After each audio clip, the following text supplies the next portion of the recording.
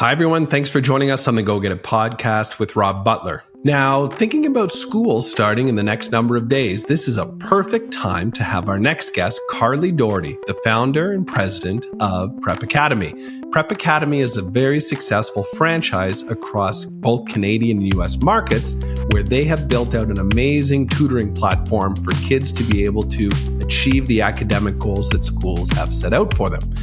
So, if you want to hear about the evolution of how Carly discovered the business that she's now built for herself, stick around on the Go Get It podcast and let's go get it.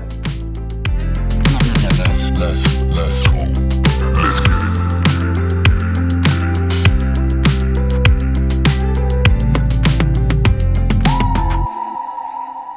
So, Carly Dougherty, welcome to the Go Get It podcast. And I really am excited to have you as one of the first guests onto the podcast. And me too. We got a ton of history there that we're going to be able to draw upon. So in a lighthearted way, I'm going to ask you first, what might be the first memory you have, and hopefully it's kosher, of our first interaction or first memories back in the day? It's relatively kosher. We were going to the bar. And we went over to your house first for a pre-drink. Where are we in this story? I'm going to tell you. We're in Collingwood, and we're going to the Mountain View. We're going. We're going to the Mountain View, which is a dive bar. For anybody who doesn't know what the Mountain View is, it doesn't exist anymore, but it was a total dive bar in Collingwood, Ontario. So my memory's slightly different, and I actually think it might have been a little bit before then, where, for those of you that don't know, my best friend is Carly's husband, and I've known him since we were 8 and 9 years old. So we've got a lot of history there. But it was actually when Adrian was in recovery at the hospital. So at the time, we won't go into great detail, but at the time, Adrian was going through some very important recovery stages from something earlier in our life. And I think we would have only been, 16 or 17 at the time? Yep, exactly. Yeah. I'm 16. Yeah, and we didn't know each other super well at that time, but I do know, like, in terms of that part of his life, were so instrumental and helpful, and he owes a ton of gratitude to you, and I know he knows that at that time. So that would have been my first memory and impression. That's a good one. That's a great one. It's a great one, and a crazy time for all us young people, but definitely amazing. Yeah, and then we get to fast forward 30, 35 years from there, and maybe not that many. We'll call it 30 years. 30, yep. And but then we get to go to university together as well. So This is where, and you can correct me on some of the details that I might miss, but you were studying at university. We would have been plus or minus a year of one another. And you were studying childhood education, I believe, at the time at the University of Western or something in that general area? Yep, that's right. Child psychology. So I was doing child psychology at Western. And then went on to do a master's at U of T after that. So I did a degree in child psychology, took a year off, went traveling, which was super fun, to Australia and New Zealand with some of our university pals, and then came back and got into a master's at University of Toronto in childhood education. And was the intention because you wanted to pursue a career in that field, or did you just gravitate toward that style of study, or what was it that brought you there? Yeah, it's funny. I wasn't really sure what I wanted to do when I did my master's, but I knew that I wanted to do something in the child psychology, childhood education realm. And this was a program that really caught my interest. And then it ended up being, I was fully funded. So I got a full scholarship to go there, and they paid me in addition to that to do the program. So it was made very attractive. And for that reason, I decided to go into it. And as I got into it, what I learned was that the program was really very research-based. It was really made as a feed into the PhD.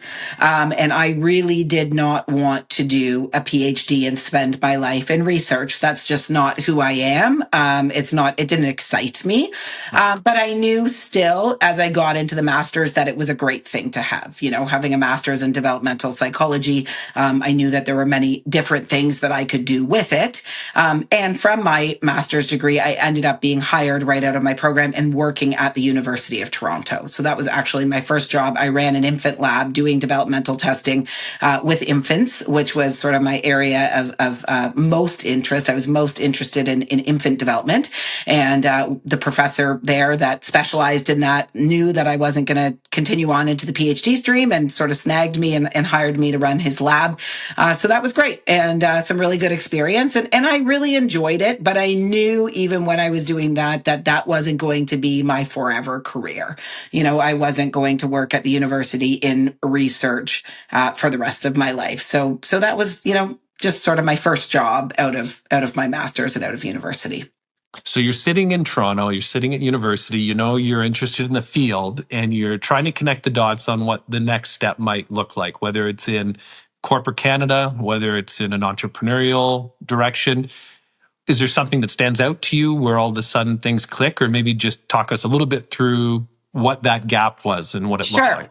So what I actually did while I was in university, I always wanted to spend my summers in Muskoka. As you know, I've never spent a summer anywhere other than Muskoka in my 45 years of living. I've been in Muskoka every single summer, all summer for my life. And so I knew that what I did in May and June before I went up to Muskoka was I did a lot of overnight babysitting when I was in university for families. So I would move into their house and play mom and drive the kids around, drop them at school, get them after school, take them to their various activities and help them with their homework. Yeah. And that's how the tutoring actually started, was from me being an overnight babysitter, helping them. And parents would come back from their vacation and say, oh my goodness, my kids, the schoolwork was like, it was just so seamless when you were here in terms of helping them with their work. They were on top of everything.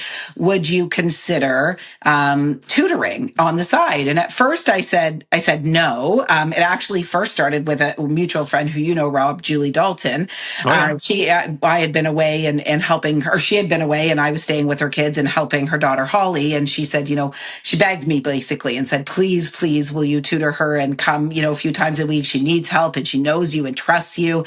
Will you do it? And, I said no a few times, mostly because I was in Toronto and they were in King. And she said, I'll pay for your gas money. I'll do whatever it takes. I just really want you to work with her. And that was really my first tutoring gig. And from there, as other families came home, they would say the same thing. Can you still come on a weekly basis and help with our kids? And I just really enjoyed it. So I sort of fell into the tutoring aspect of it, right. And didn't promote it in any way other than through word of mouth and through staying with families while they were away and then them asking once they came back.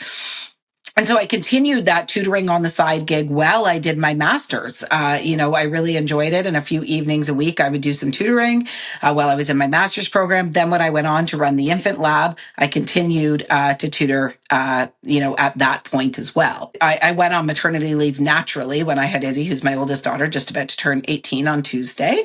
And when I was on maternity leave with her, I tutored in the evenings and I really enjoyed being home with her all day and then going out and tutoring in the evening, getting some time to exercise my brain because, right. You can sort of feel like your brain goes to mush when you're home with an infant all day. So it was, the perfect timing for me. I got all day with her, would pass her off to a little babysitter or to Adrian at the end of the day, and I would go out and do my tutoring.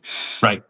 And it was at the end of my maternity leave that I had to make a decision. So this was sort of the crossroads in my life where I had to decide whether to go back to the University of Toronto and continue in my job there. I was really pushing that I wanted to just tutor and stay home because my entire life, my biggest dream, my entire life was to be a mom and to have kids. And, that was every single wish of every single birthday candle that I blew out from the time I was 4 or 5 years old was to be a mom and to have kids of my own. And I just really thought about, I don't want to leave her and be gone in this 9 to 6 job and have her down at the University of Toronto daycare. I want to be home and spending my days with her.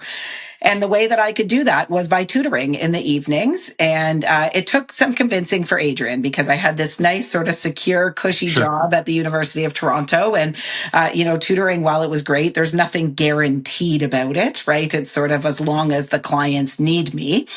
But on the flip side, the professor that I was working for only had funding for another 4 months, and he had applied for another grant, but he wasn't sure if he was going to get it. So I was sort of rolling the dice by not picking up with my tutoring in September, which was when the school year started. So my maternity leave ended up being sort of summer to summer. So it made sense for me to go back to the university in September. And I was going to roll the dice and go back to the University of Toronto. And, maybe my job would be there for me still in December, and maybe it wouldn't be. Or I could pick up with the start of the school year with a whole bunch of clients and tutor. And so I decided to do that. And, there's no question for so many different reasons that was absolutely the best decision I ever made. That was, the start of this entire career path that I've been on. But it did also end up being the case that the professor I was working for did not get the funding that he was hoping to get. So I would have been out of a job in December anyways, which made me obviously feel really good about the decision I had made. I feel like some of this is going to tie into the three things that helped influence where you've ended up today. Situationally, I mean, the not getting budget to carry on the program, that obviously pushed you in a different direction. But before I go too much further, so no priority in terms of what the three things are, but what would you say is one of the things that you'd either encourage somebody to think about that's either looking to move into an educational type of role or career, or just as an entrepreneur? What's the first thing that comes to mind that's important to you? Sure. The first thing that comes to mind, actually, that's like on this topic, it's actually the last thing that I had written down, but let's go for that as number one, Sure. because I think it's relevant to what we're talking about right now. And that's going to be what I named it was go get it. And that's sort of my biggest piece of advice for anybody who is looking to either make a career change, who is thinking about a career change, or is just maybe thinking about what am I going to do in my life? I'm just out of university, is to chase your dreams and go get them. And, you can be a thinker or you can be a doer, right? And there's definitely a place in this world for thinkers. But I'm a doer. And so when an opportunity presents itself on my lap, I go for it. And I would encourage people to do the same. If you see an opportunity, run with it, test it out, see what you think of it. Yeah. And for entrepreneurs, and I'm going to speak mainly today about being an entrepreneur because I am, and that's where, I'm not in, corporate Canada or corporate America. I mean, I guess I am, but in a very different role. So what I think, where my expertise really is being an entrepreneur and a female entrepreneur. So that's where I'm going to really focus my attention. But do you think, sorry to cut you off, but on that thought, is that innate or was that your upbringing? Did you have role models that taught you to go get it and go after it? And I know it sounds kind of cliche, but to me, when you're interviewing new, younger people coming out of school, like I often think you can tell pretty quickly where their head's at and what their default mode is. How do you feel about that? Yeah, definitely. I mean, I think for me, it probably was innate. I've always had a real drive in me ever since I was, I started babysitting at the age of 10 and had various little, babysitting businesses going from a very, very young age. So I think, it is innate that I am an entrepreneur. But I think that, Adrian, encourage that and push that as well in us. And when I say, I'll just give a few examples. When I say, go get it, jump on it, take advantage of the opportunities. The first one is when we were approached by somebody who said, I'd like to run a franchise in an education sector. And would you be interested in franchising Prep Academy Tutors? And I got this email. She said, I've watched you grow your business through a family friend. So at this time, fast forward, I had made my decision from OISE to leave OISE to tutor myself. I did that for a few years. And while I did that, I was constantly turning people away. So I was constantly saying, I'm sorry, my schedule is fully booked. I'm working 4 evenings a week and all day on Sunday. I don't have any other time to give in my schedule. And, I kept thinking about, instead of turning people away, I should really have a business. So that I went and got it and, found people in my neighborhood who were certified teachers who could help. And when people came and said, I need, grade 11 math tutoring, instead of me saying, sorry, I'm not available, A, and B, I'm terrible at high school math, I said, Cindy on my team can come instead and she can help you out and she's fabulous. I then took a portion of what Cindy made. And so I did that for a few more years until I was approached by the person that I've mentioned, whose name is Vicky Crocker. And she said, through actually Doug and Sherry Dougherty, through my in-laws, she had watched me grow my own little business of Prep Academy. And she said, I'm looking for a business ownership opportunity. Would you be interested in a franchise business? And I read the email to Adrian, and to be honest, we sort of laughed at it when we first got it. And the reason for that is because at that moment in time, I was still tutoring myself. So I was tutoring about 30 hours a week myself. I had a team of about 20 tutors working alongside me who I was overseeing and, finding work for. Adrian was doing his executive MBA. So he was at Ivy doing his MBA and was also working full time.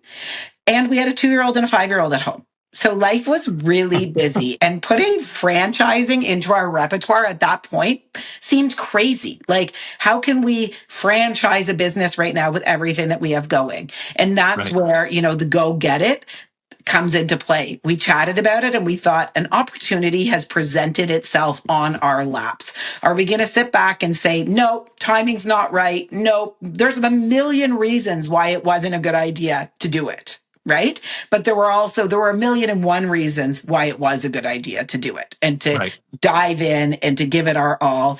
And we did it. And, fast forward to today, almost 12 years later now, we have 47 franchises across North America.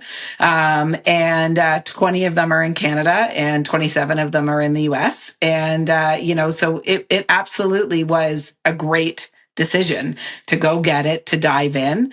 And so that's one thing that I would say. I'll just give one more quick example on that front, because it sort of fast forwards to today. So Adrian and our kids are getting older. I still feel really young, but the fact of the matter is my kids are, heading off to university soon, and we're looking at spending more time down south and escaping the brutal Canadian winters. And, we talked about, we sort of floated around an idea in the fall of, why don't we start a corporately owned location somewhere in Florida? And, that will allow us to be down south. We have, a business down there somewhere in Florida, and, will give us reason to be down there and some additional income as well. And, instead of sitting back and thinking about it for a year or 18 months or 2 years, I did it.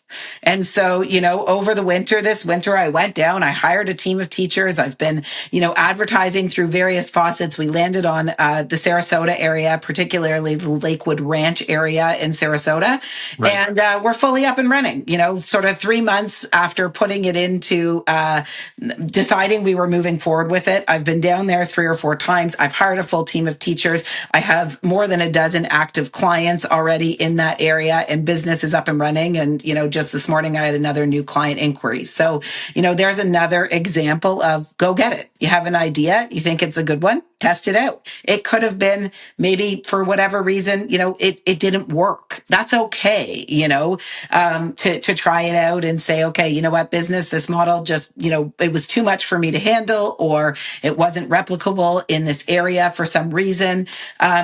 It's okay to take risks, and sometimes you might fail. In this case, it's already been super successful, and we're really excited about, the new venture down in Sarasota. So that's one of my pieces of advice. I have so many questions, though. I'm not going to go, because I could go off script. So let's stick to the script, but then I might have some other questions I want to bring, kind of pull you back to on that. Okay, so go get it. I love the name of it. Well done. Thanks. Is appropriate for today's meeting. So number 2, what would something else that you want to share with someone? Something else that I'd like to share is that I think everybody needs to understand that being an entrepreneur is the most rewarding thing that you will ever do in your career, as well as the most stressful thing you will ever do in your career, all at the same time. Right? So the successes are huge and feel so amazing. And the losses, I want to call them, or the failures, are equally as tough, right? Because it's your baby. It's it's this thing that you've nurtured and grown and fostered. And when things don't go right and they fall off track, it's that much harder than if you're just at your day job, right? Yeah. And things don't go right. So, I think it's really important to remember, in a sense, what I'll say is you have to have a thick skin. You have to be able to sort of roll with the punches and know that sometimes things aren't going to go as you want them to go. Sometimes things are going to be super stressful, but there's going to be other times where you're floating on these amazing highs because, all your hard work, effort, energy that you've put into something, is now coming to fruition, is now, developing. So I think that that's another one to just remember is that, the highs are going to be really high and the lows are going to be really low, when it's your own business. Just focusing on the negative piece, the lows, would you say that more often than not, they're emotionally draining or financial? What are the most stressful that you'd come up against? Yeah, for me and my business, maybe thankfully, they're emotionally draining. I've been very lucky that they haven't really been, our lows haven't really been financially draining.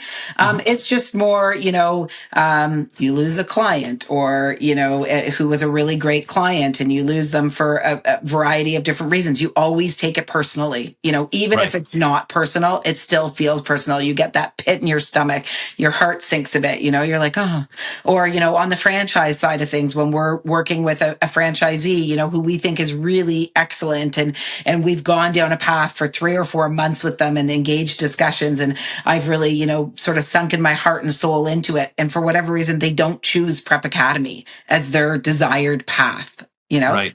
That's heartbreaking in a certain sense, because I know it and I believe in it, and as I said, it's my baby. So the lows really I think are quite emotionally. They're the ones that sort of keep you up at night, right? You go to bed thinking about it. You wake up in the middle of the night thinking about it. As I say, we've been quite lucky that they haven't been financial lows for us.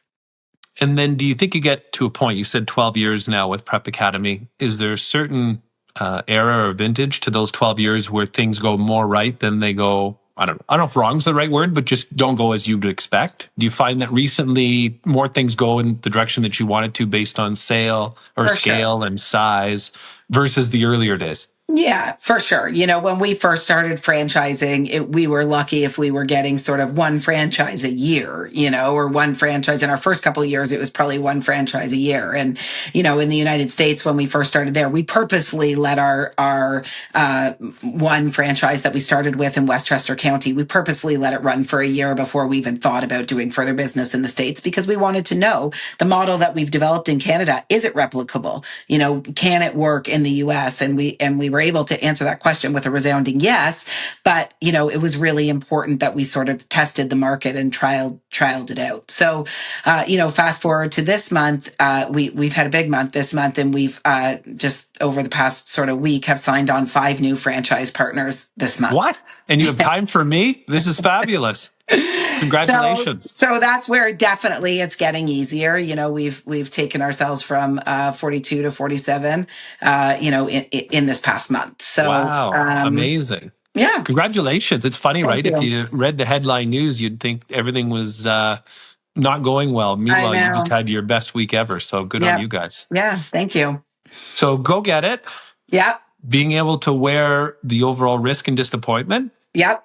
And then number 3, to round it out. Number 3, to round it out, is that being an entrepreneur provides you with so much flexibility. And I'll talk a little bit about that. I'll give you the point and then I'll talk a little bit about it. It provides you with so much flexibility, which is amazing, but it's also something that you never leave. Not for 5 minutes of a day ever can you step away from being the entrepreneur. And so what I mean by that is, the flexibility in my life is amazing. And people always say to me, how do you do, as you just said, but how do you do what you do in a day? Because, I'm an avid tennis player. I play a few hours of tennis every single day. I've recently taken up Mahjong. Don't know if you know about Mahjong. Don't even know what that is. What's Mahjong that? Is like, so I play American Mahjong, but it's basically like an Asian tile game. Okay. Where you're trying, it's similar. We've played Rummy Cube. In some ways, it's similar to Rummy Cube. Way more fun. I'm going to teach you this summer. Okay, good. So I play, an hour or 2 of Mahjong most days. I'm at every single assembly for my kids. I volunteer in their schools. I make them breakfast every day. I'm present with them at dinner. And that is because of the flexibility that is, that I am able to create for myself being my own boss. So there's nobody that I'm reporting to, so to speak.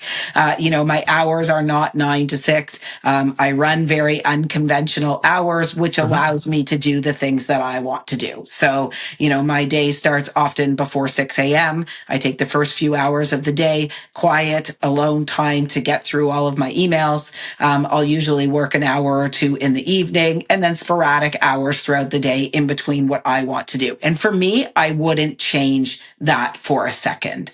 However, the flip side of it is you never leave it. So I never go on vacation and turn my phone off, ever. Right. And so I know for some people, when they're in it, they have in the US, they call it like a W-2 job. And that's what I'm used to talking about. But like you're an employee, I guess the way of is the way of saying it. Some companies, you go on vacation and you're actually required to hand your business phone in for a few weeks, right? Or to keep it turned off. And that would never happen being an entrepreneur, because at the end of the day, everything points back to you. Right? Whenever there's a problem, you can say, oh, I've got 5, I've got 15, I've got 50 people working for me. It's okay. But at the end of the day, when something goes wrong, it all points back to you being the owner of the business. So, while it provides you with this amazing flexibility and you're able to sort of say, okay, tomorrow, for example, is Izzy's graduation or her prom, not graduation, her prom. I'm taking the day off. I'm, hosting 30 girls for breakfast for her prom breakfast. I'm getting my hair done. I'm going to a few different parties. That for me is amazing. But there's never going to be a week where I'm going to go away and say, my phone is off. If you need me, I'm sorry, I'm unavailable. Like in the past 12 years, I've never turned on and out of office. Right. Never. I believe it. And is it you that says this? I know you would be someone that says this. If you want to get something done, hire someone that's busy or hire a busy person. Yes. I don't know if I'm saying the expression that's right. but If you there's want something a task, to that. if you want a task done, give it to a busy person. Yeah. So I know it's counterintuitive, but there's something to be said for that. And is it that someone like yourself, you can just absorb another activity and not make a big deal about it, where someone that doesn't have a lot going on, it seems like a big departure from not committing to too much, and all of a sudden this is a big project that they're committing to and the pressure comes on? I think you're exactly right. And I think, something else that I had sort of thought about before meeting with you today was, for being an entrepreneur, you have to be very disciplined. You have to be disciplined because you can always say, oh, I'll get to that tomorrow. I'll get to that tomorrow. I'll get to that tomorrow. Right. And then all of a sudden nothing gets done. So as much as, I'm flexible, I tell you about all these amazing things I'm doing of playing tennis and playing mahjong and being there for my kids. I'm also very disciplined in what I do. So my days every day are booked to the minute. And that's okay. I thrive on that. My calendar is boom, boom, boom, boom. And I put things in like the grocery shopping and, whatever today I had to pick up my father-in-law from a procedure that he had because he needed somebody to grab him. And, that's scheduled in as a 30-minute block in my calendar. Right. So as much as, I have that flexibility, it also takes somebody who's super disciplined and able to work with, okay, these 2 hours are focused work hours right now. And I'm not going to pick up the phone if a good friend calls who I haven't chatted with in a while. I'm just not going to answer it. And right. I do that all the time because those are my work hours. And in order to do everything else that I want to do in a day, I need to have those designated work hours where nothing is happening other than work. Well, a fun observation from my perspective is back again when we were coming out of university, if there was anything organized on a weekend or a trip, at the time I knew I couldn't plan too much because I felt as though if you were going to be involved, we'd have a very specific agenda to follow and I wouldn't get time to do whatever it is that I felt I should be doing, whether it was windsurfing or skiing or something like that. Meanwhile, now I'm at the age that I'm at. I love going away with you because you take care of everything and you just tell me where I'm supposed to be and when I'm supposed to be there. And I love it. So, well, thank you. I love that you love it. When I go away, I have another friend who we both like to plan. And so then we always, sort of talk about who's going to do what because we both, we're both the planner. So I love going away when we go away with you guys because you just allow me the leeway to plan for us. There's a trust there. It's a Thank you. compliment. So Thank good you, work. Robbie. Now, only because we're just nearing time here, we've covered a Yeah. lot of material. This is kind of off script, but is there one decision that you feel as though you made throughout the last 15 or 20 years where everything changed? And it might have been what you already hinted upon earlier, where the budget was running out and it inspired you to move into an entrepreneurial role. Maybe it was that email that you got saying, can we franchise or do some? Maybe it was one of those already, but anything outside of that we didn't cover that really was instrumental in where you are today? Yeah, it was definitely those two things, and I'd say probably the second one of the franchise piece, because that changed our life.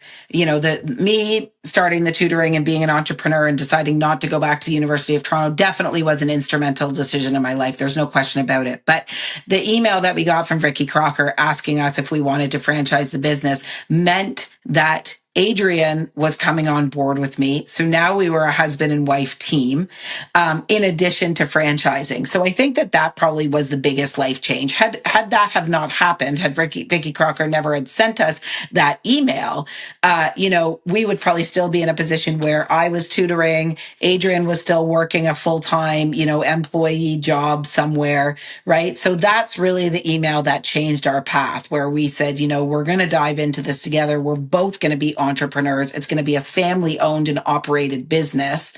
Let's have a good run and make this what we can. Amazing. Well, you've accomplished a ton. I'm super proud of you, and it's fun to watch you guys grow your business over the last decade and a half now. And I'm excited to figure out where I'm going to be told to live in Florida. Exactly. I'm equally as excited to get the invitation to go down there. So, it's coming.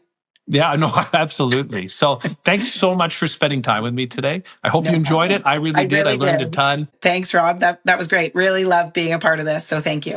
Awesome. Thanks, Carly. Well, have a good one. We'll talk to you soon. Thank you. Talk to you later. Bye. Bye. Let's go.